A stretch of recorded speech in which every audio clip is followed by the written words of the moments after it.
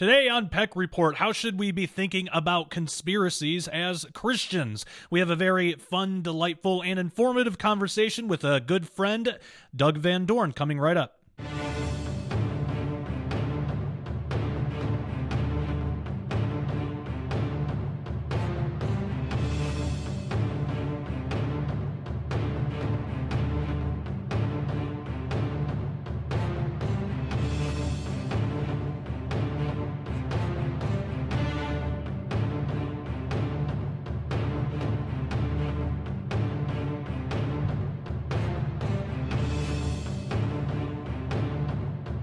Hey everybody, hope you are doing well today. Well, we got a very special episode. Now, I know we've been talking a lot on Peck Report about conspiracies, just how we should handle it as Christians, and I think we have a really good example of how much fun and interesting and informative a good conspiratorial conversation can actually be between two Christians. You know, it doesn't have to be all of this hate-filled anger stuff that you find online, and you can actually get more information out of it with some humility, some joy, some peace. I mean, if we're talking about the truth should set us free, right? I mean, that should be an enjoyable experience.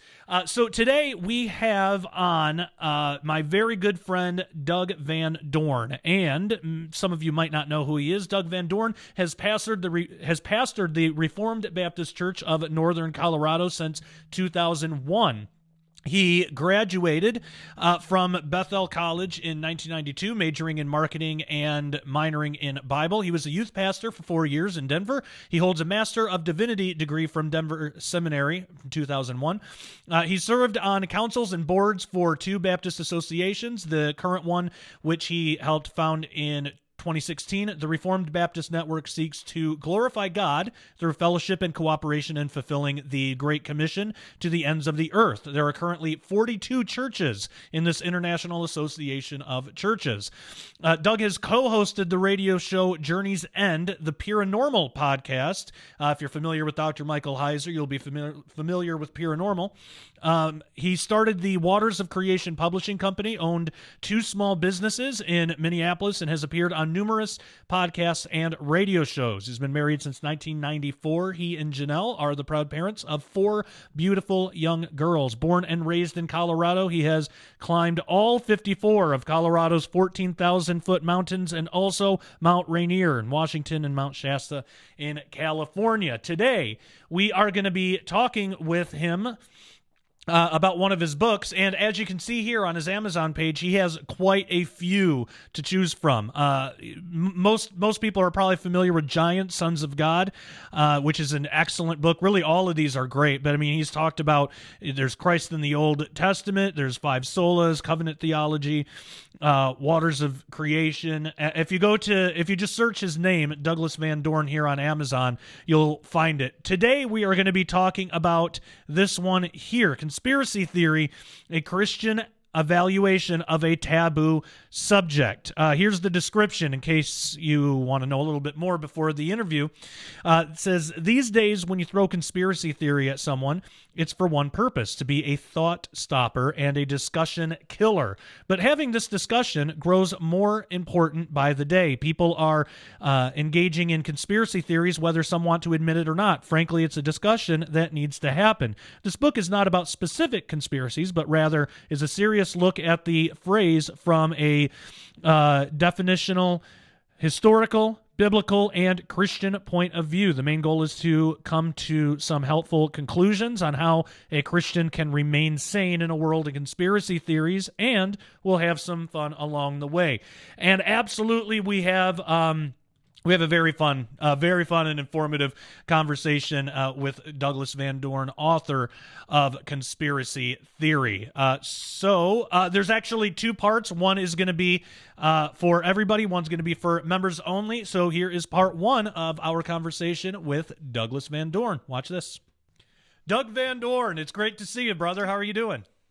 I'm doing well, Josh. Thanks. Well, I really appreciate you making the time for this. I know for the audience, they don't know this, but this was pretty much last minute. I heard about a week ago, maybe a couple of weeks ago, that through a post of yours on Facebook that you came out with a new book, and I saw the cover. I love this subject, and this is something that I've been dealing with a lot on Peck Report, really just what our attraction is to conspiracy theories, especially as Christians, because you would tend to think Christians would be a little bit more skeptical about this, but we're so not.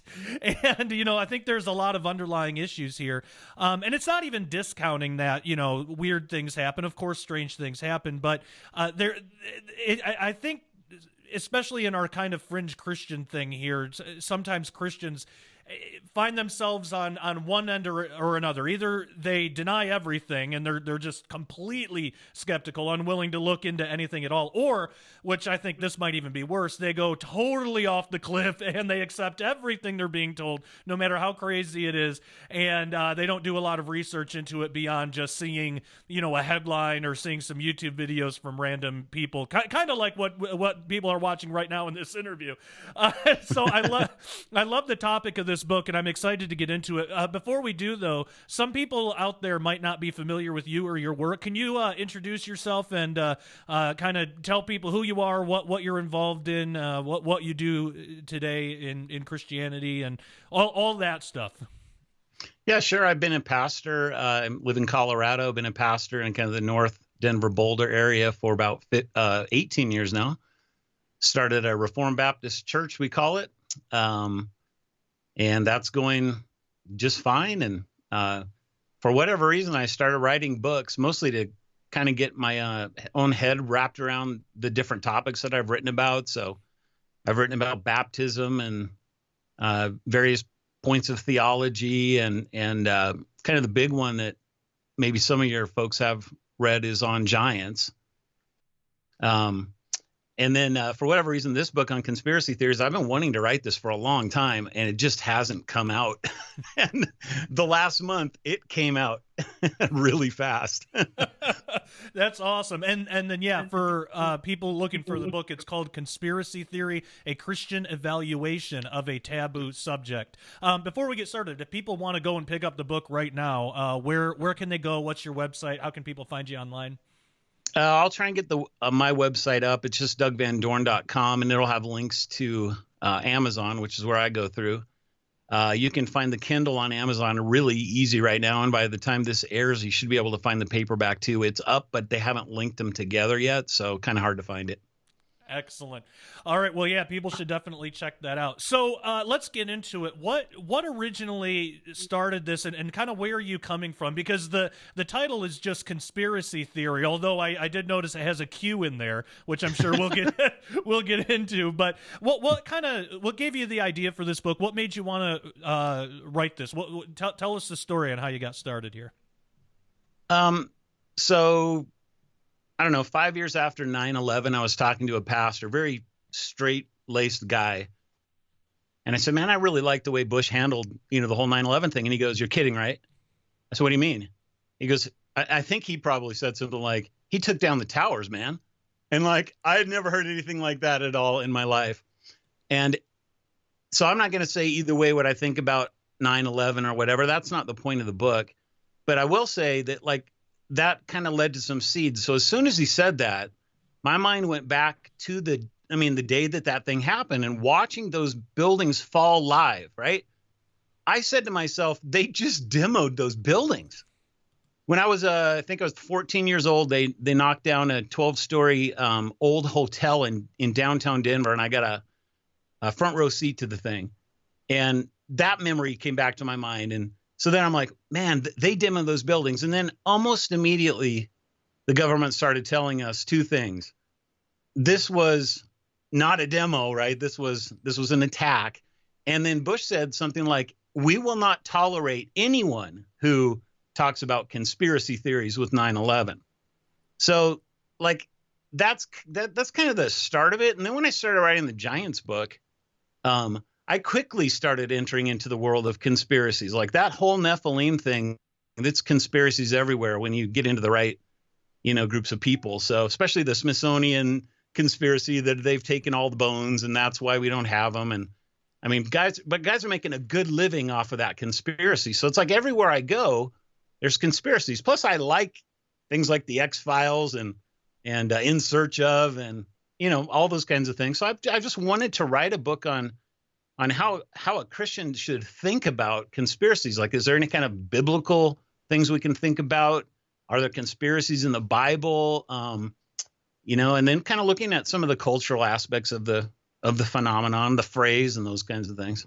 Yeah, definitely. So when we talk about conspiracies, especially from a biblical standpoint, what exactly are we talking about? I think people kind of have a general idea of what a conspiracy is, but obviously there's a lot more packed into that word than I think most people, especially from a biblical context. So what are we talking about when we say conspiracy? So all a conspiracy is a plot to do something against somebody else, just a conspiracy. So you can have a little conspiracy. You can have a conspiracy in your family. Your mom likes your older brother instead of you, and you think it's a conspiracy theory you create in your head, right?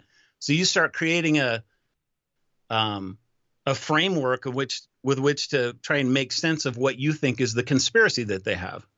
So you can have it on a small level, and then of course you can have it on a big level. And as society has gotten more global and universal, and technology and internet and all these kinds of things, kind of the idea of a big conspiracy has really come into the mainstream of thinking, probably within the last 100 years or so, I would guess. Yeah, definitely. And I mean, there's a rich history of conspiracies too that you write about in the book. What are some examples that you detail in the book? You can go back to if you just want to talk kind of secular conspiracies, you can go back to Nero and the fire of Rome. So really interesting story. I mean, all of a sudden it's 66, 67 AD, and Rome breaks out in a huge fire. And almost immediately the people started saying that Nero was responsible for it because he had these grandiose plans to create this massive palace in the city of Rome, but there was no space for it. And all of a sudden the city burns down, and guess what? There's all sorts of space for it. So conspiracies were flying everywhere. Nero was not a good guy. And in return of that, Nero created the conspiracy that it was really the Christians that started the fire. And then he used this to start persecuting the Christians in like some of the worst ways you could ever imagine. So you can go all the way back to that. There's a conspiracy theory that is a known conspiracy theory from a king in Sweden against the Russians, that he wanted to go to war with Russia so bad that he created Russian Cossack uniforms and had his own soldiers dress up in them and then attack one of his own cities and killed a few people, and then tried to justify this as we're being attacked and we want to go to war. So those kinds of things happen on a fairly regular basis, especially when war's involved. Don't be surprised to see conspiracies. Probably my most interesting one to me, and I don't go any later than this because I didn't want to get into the JFK and the 9/11. I didn't want to go there in the book. But Pearl Harbor, Pearl Harbor is an interesting kind of false flag, but it wasn't like what people normally think of a false flag, where we did it to ourselves. It was more like what happened was the government had cracked the Japanese codes a year before Pearl Harbor happened, and they knew that there was going to be an attack. They knew within a week of when the attack was going to be. And what they did is they just decided, we're not going to tell the main guys in the Navy over in Pearl Harbor that it's coming, because what they needed was a justification to get into the World War. Like that was what, and the American people were totally against it. And guess what? The day that we're attacked, all of a sudden, instantly, all of America says we're going to war. Wow. Yeah, it's insane to look back on this stuff and know that conspiracies have happened, and that that leads us to wonder if they're happening today. Most likely there probably are, but then it also makes you wonder too. Well, how much information is available right now for us to really deduce what conspiracies are happening and which ones are just kind of like made up and stuff. And especially from a Christian standpoint, because, you know, we as Christians, we're supposed to, you know, really love the truth. We want the truth. That should be like one of our main focuses, is just getting at the truth of a matter. So that, in light of like conspiracies and things like that, from a theological standpoint, does the Bible address how Christians should look at conspiracies, or should deal with them, or even if we should deal with them at all? Is there a biblical theology of conspiracies? Yeah, I think there very much is. You could take this a couple different ways. Like one chapter, I kind of look at a biblical theology of conspiracies. So go from Genesis to as late as you want to go, and just see if there are conspiracies that are being shown in the text, like between different, you know, characters in the story. So first time the word appears is in the story of Joseph and his brothers, that his brothers conspired against him and to put him to death. They end up throwing him in the well. He gets out. They go back and they tell their dad that he's dead.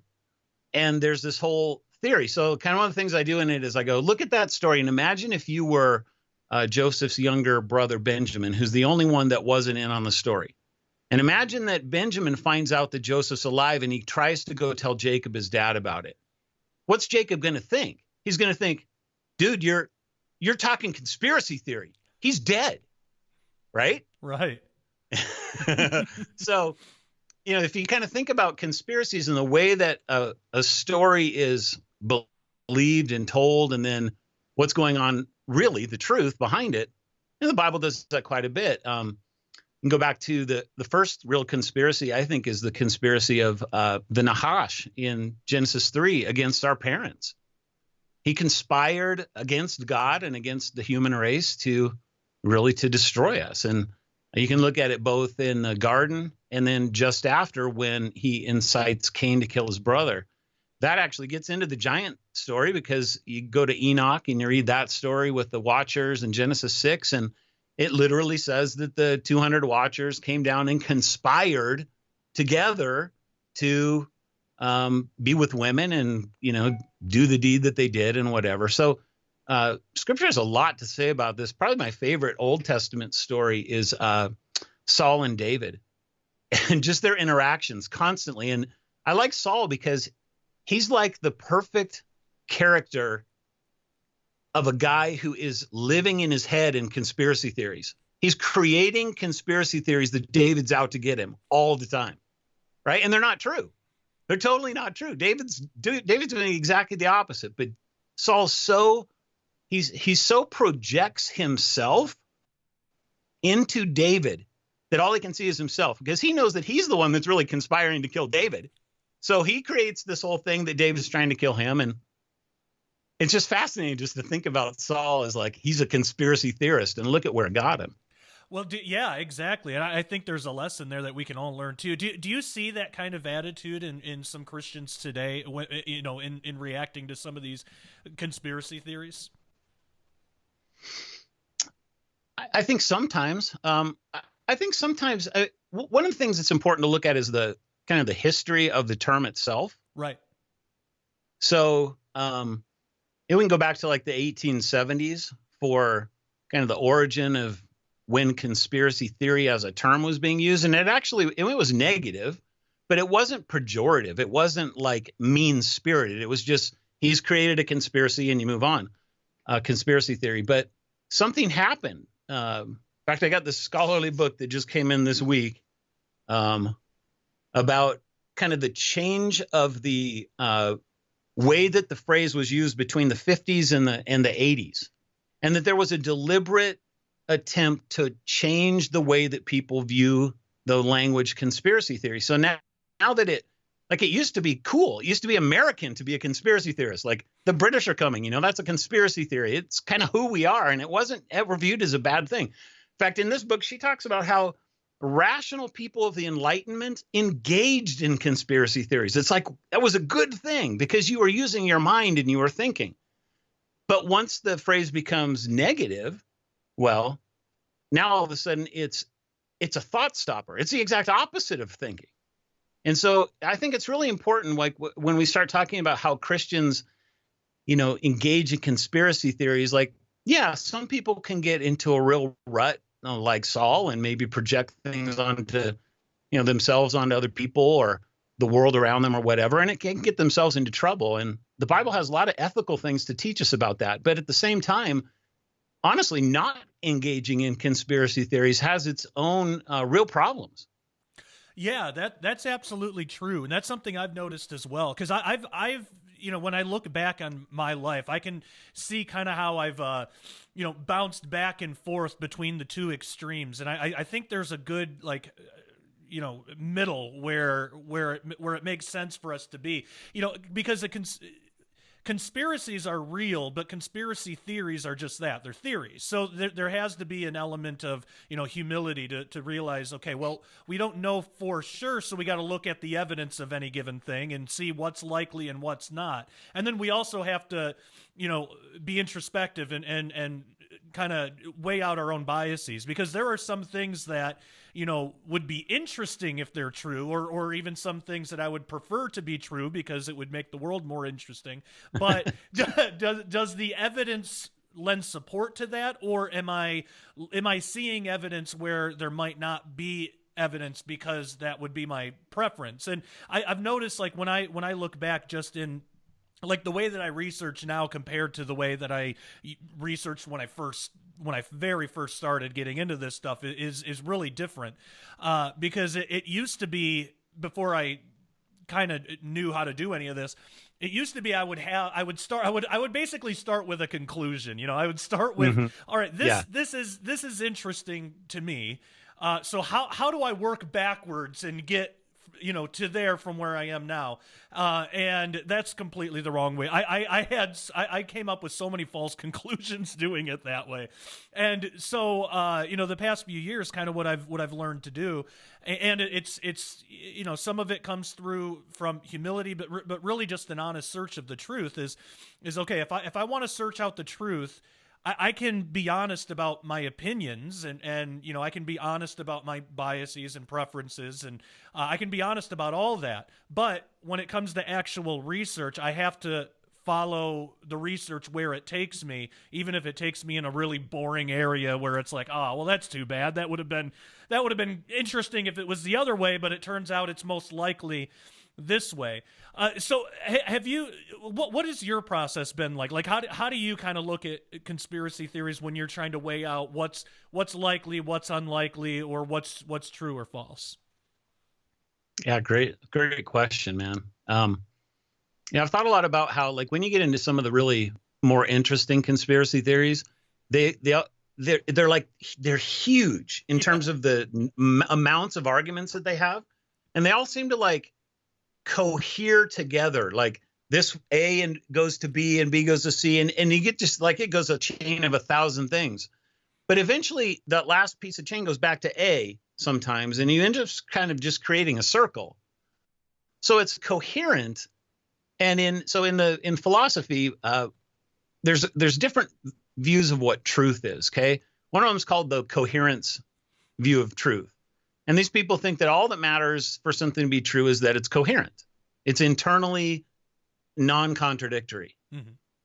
But there's a different view of truth, which is that called the correspondence view of truth, which is that, well, it's not enough. It needs to be coherent. Yeah, but that's not enough. It's like, it's not sufficient. It also has to correspond with reality. It has to be true, right? So, like, that's a big thing, because the draw of the coherence part of it, that's what's so fascinating. I mean, because you're putting together these puzzle pieces, and one chain leads to the next, and you just go, I can't believe this, I can't believe this. But at the end of the day, you still want to know if it's true or not just if it's exciting. And that's kind of what you just said. Like, when you get into this kind of world, you can't go into it with a presupposition. And even when you're into it, you can't go into it with this idea that, okay, I can't be wrong from here on out. I can't be wrong.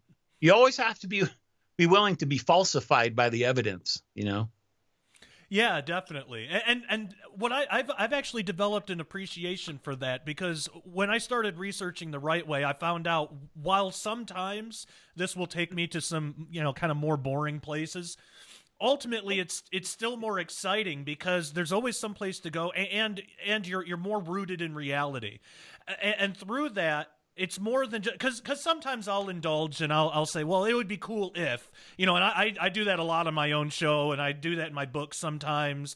But I always present it like that. Like I always present like, wouldn't it be cool if, or, sometimes I would love to, live in a world where this thing is possible, but I just don't know that we're living in that world, Right. And sometimes it can be fun to just kind of, have those conversations and wonder about some of these mysteries that, the world has to offer. But for me, what I found, that there's a freedom in realizing, like, okay, well, while that's interesting, I don't know for sure, so I can't say, for absolute sure, and that's okay, and that means that when evidence comes that might disagree with, my what if theory, I'm not fastened to that theory so hard that now I have to admit I was wrong about something. Instead, it's like, okay, if there's contradictory evidence that comes up, then I think, all right, well, I just got to adjust my what if. Like, for example, with interpreting Bible prophecy or something. I mean, there are so many different theories about like how things could play out and how, what theory might be right, or what interpretation might be right. And I used to think of it as if you're not of this particular view, then you're almost like not even a Christian. I was raised really fundamental, like really like hardcore KJV only, pre-trib rapture, cessationist. Like that's how I was raised. And I was raised to believe that if somebody didn't have those exact views on prophecy or on whatever, then they weren't real Christians, or there was something, their walk with Jesus was messed up or something. And for a long time I believed that. I don't anymore. So like on this show we talk a lot about prophecy and stuff, but the way I handle it is, look, we can look at the evidence and that might lean us one way or another, but there's a lot of evidence for a lot of different views, and it's a good idea to kind of just know sort of what they all are, but don't hold so tightly to one that if something comes up that contradicts that you'll misinterpret it. So like, a common example is like pre-trib rapture and Mark of the Beast. So there are some people that like say, okay, the rapture's pre-trib, it's got to be pre-trib, so whatever you see before that resembles the Mark of the Beast isn't the Mark of the Beast. It's not. So people who are like pre-wrath or post-trib, they'll say, well, there's a danger there, because if you're wrong about your rapture view, and if the Mark of the Beast does come up, then, and this is all obviously within the futurist umbrella. Yeah. But if they say if that does come up, you'll accept the mark, not realizing it's the mark because you're still waiting for the rapture. But then the pre-trib people would say, well, if you're wrong, then you're not really being, prepared. The rapture could come take you at any time. And what if you're involved in some sin that you hadn't taken care of? Where's the urgency? So, I mean, there's a lot of that back and forth stuff. For a while, I bounced around in all these camps, but after a while I realized, you know what? Any one of them could be right, or most likely they could all be wrong. Because when we look at how Jesus fulfilled prophecy the first time around, 2,000 years ago, no one guessed it. I mean, no one guessed it. No one had it right. So would it be unreasonable to assume maybe we're all of us have it wrong today too, or at least a lot of it's wrong, or maybe it's something where we all have a piece of the puzzle? So, I'll interview people like Brian Godawa. He's a partial preterist, a really good friend of mine. Love him to death. I had him on my show, and we talked for about 5.5 hours about just futurism versus partial preterism, and it was such a good conversation. I loved it, and I thought I actually got some messages from viewers of mine that said, "Hey, I became a partial preterist because of what Brian had to say," and I was like, "Hey, all glory to God! If that brings you closer to Christ, that's amazing." Because on this side of fulfillment, who really knows? Brian might be right, I might be right, but most likely we're both probably wrong. So. So is there in your research looking into conspiracies and how we as Christians should be approaching it, kind of keeping some, do you think there's a freedom in keeping kind of some ambiguity, or is it that we should kind of pick a lane and focus on the thing that we feel called to, or just how do we process all that? And a lot of things come to my mind. When I was writing the Giant book and looking at some of the guys that I'd written before, most of these guys take it to the second coming. Like they want to deal with all this future stuff. Yeah. And I said, I don't want to do that at all. Like I have some fun speculation in there, the whole genetic manipulation and DNA and the crossing of the serpent legs, all kind of stuff. I mean, that's fun to think about. But really the point for me was to show people that there's a biblical storyline that has already been fulfilled in the first coming of Christ. So that what that allows me to do is that I don't have to have, like all my eggs in a basket in the future in some idea that I had that I wrote about. And then what happens if it turns out that I'm wrong? I mean, this is actually a pretty concerning thing. I don't know how old you are, if you remember this, but I was a freshman in college in 1988. And this dude came out with this book, 88 Reasons Why Christ's going to Return in 88, and during the weekend of Rosh Hashanah, or I forget what it was. And everybody was scared to death. And then it didn't happen, right? Mm-hmm. So this guy, 88 reasons, I am certain it's going to happen. So this is the danger. It doesn't happen. Then what do you do as a Christian? Now you've really backed yourself into a corner. And how are you going to react to it in a moral way? Are you going to repent of that? Are you going to be sorry? Well, he didn't. He doubled down. He came out with a book the next year. I was wrong by one thing, 89 Reasons Why Christ's going to Come Back in 89. That's not good. That's not how Christians are supposed to behave. And that's really, that's a real danger that people have when they're speculating about conspiracy theories, whether it's on a level of writing books and then becoming famous through it, or just personal in your own head. You start thinking about these, you talk about them with your friends, and this has to be the way it is. And what happens when you're wrong? Are you able to come back from that ledge that you were on, or are you going to just fall off the ledge into kind of an oblivion of whatever happens in your mind, like the guy in the conspiracy theory movie, Jerry Fletcher? He's completely bonkers. He couldn't come away from it. Of course, that's got his own story, but yeah, exactly. That was something that I thought about early on too, because I was 4 years old in 1988, but later on in life, I did, hear about the book and what happened. More recently, Harold Camping was another one. He predicted the rapture, right, sure. And it didn't happen, and now he just faded into obscurity, and nobody knows what happened to him. But that kind of thing happens when somebody holds too tightly to an idea like that, or to a prediction, and they base everything on that one thing. And I think it's fine to speculate, because sometimes people that get caught up in this, they'll say, well, I'm just chasing the truth, it's just the truth. I think a more truthful approach is kind of what I've learned to do, is just say, well, here's the evidence that leads me to this conclusion. So in pure speculation, based on this evidence, I think this is what's coming next. I could be wrong, but this is why I think that. Like, for example, Derek Gilbert and I, host of Skywatch TV, we wrote a book a couple of years ago called The Day the Earth Stands Still. And this was right before what was it? All that Pentagon stuff came out about UFOs. It was released a couple of months before that. And it was also right before Trump said that Jerusalem was the capital of Israel, and confirmed that, and then moved the embassy there to Jerusalem. And so this was about 2 or 3 months before that. I was looking at, and I still don't really know. I still don't. This could have been a coincidence, but I was looking at some of the patterns with big events in UFO kind of history, and then big events in Israel history, and some of them seemed to correlate. Don't know if they do, but they seemed to actually correlate.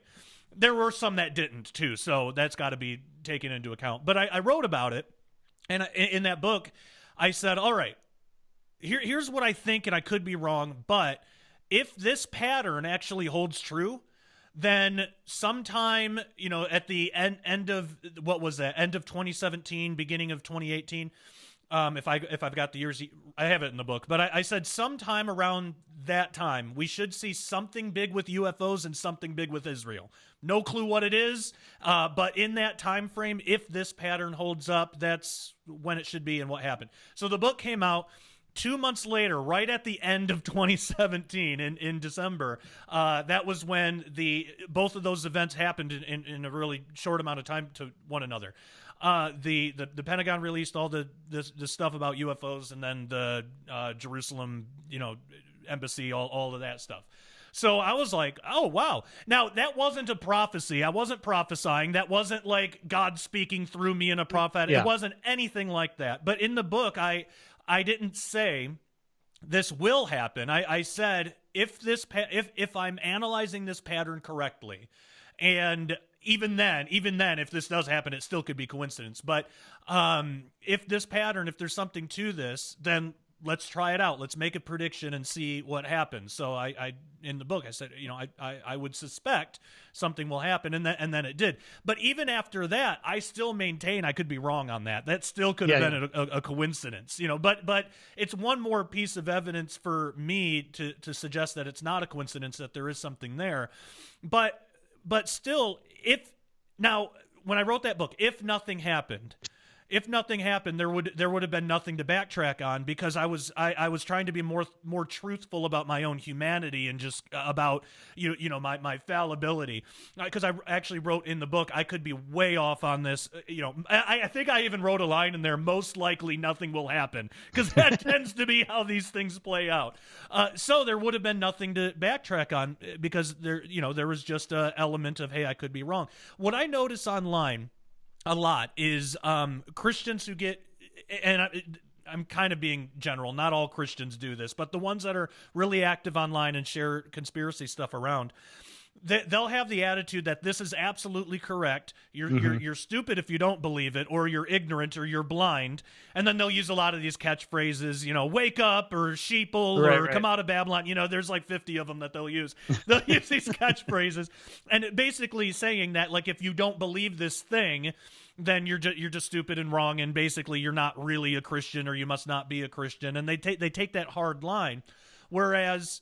And the conspiracy itself, whichever one that they're promoting, it might be right, but the attitude around it, to me, is like, it's so detestable. I don't even want to look into what they're trying to sell, because the attitude around it is terrible.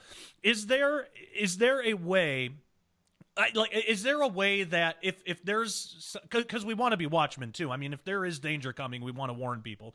So is there a way to do that where it doesn't totally alienate people, and where people can accept the information, but that also maintains some humility in saying, like, well, I could be wrong on this, but also not downplaying the danger that might be coming if it's true? I mean, what's the proper way of expressing conspiracy theories as a Christian? So, I mean, this is kind of the way I end the book. Felt pretty strongly about the way I wanted to end the thing. Mm-hmm. And I think, Josh, the best way I think to answer that question is that you have to internalize your own conspiratorial nature. In other words, so there's two extremes: people that don't look for the truth at all, they just believe whatever they're told. And then the people who, like, they just go deep into the world of conspiracies, and then, like what you've just been talking about for the last few minutes, those are very opposite views. But both of them kind of have a similar problem, which is they're not internalizing their own conspiracy way of doing things in this world. And what I mean by that is, so there's one more great conspiracy in the Scripture, and it's really Psalm 2. The people and the rulers and the kings and the nations. And I think I actually think that rulers there incorporates the heavenly beings. So I think he's got the whole deal. I think he's got you and me, ordinary people, rulers, nations, the whole groups, and then heavenly beings, everybody. And what are they doing? They're conspiring against the Lord and against his anointed. That's the language of the song, conspiring against him. So you go to the New Testament, you find out what happens in Jesus's life, and you see it's kind of 3 or 4 main events of the Pharisees conspiring against him.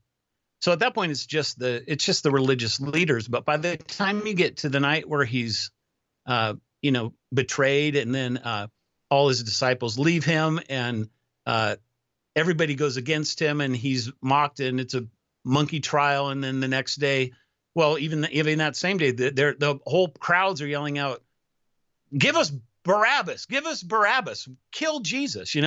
Like what you have in that last event is a conspiracy of the entire human race, if you want to look at it that way. Everybody who was in Jerusalem is conspiring against him.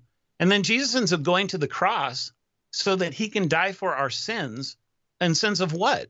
Well, really, it's treason against him. Every time we sin, we're committing treason. We're conspiring against him. So if we're not willing to internalize our own conspiratorial nature against God and against his Messiah, then I don't see how a Christian can act faithfully in a world of conspiracy theories. But on the other hand, if they can stay humble in the midst of that and seek forgiveness from the Lord for what they've done to him and internalize it, well, then guess what? He sends his Holy Spirit into our lives, and he gives us the Spirit who can, like, so some of the problems that people get into with these is like they start worrying a lot. Like they obsess over these things. They become an end instead of a means. Some people get really angry about these things. There's all kinds of these like malicious emotions that rise up when we're not behaving properly in how we're dealing with the view. And I think that the solution to that is really the armor of God and the Spirit and the fruit of the Spirit in our life. And the place that starts is with our own recognition of our sinfulness and seeking forgiveness from the only one who can give it to us.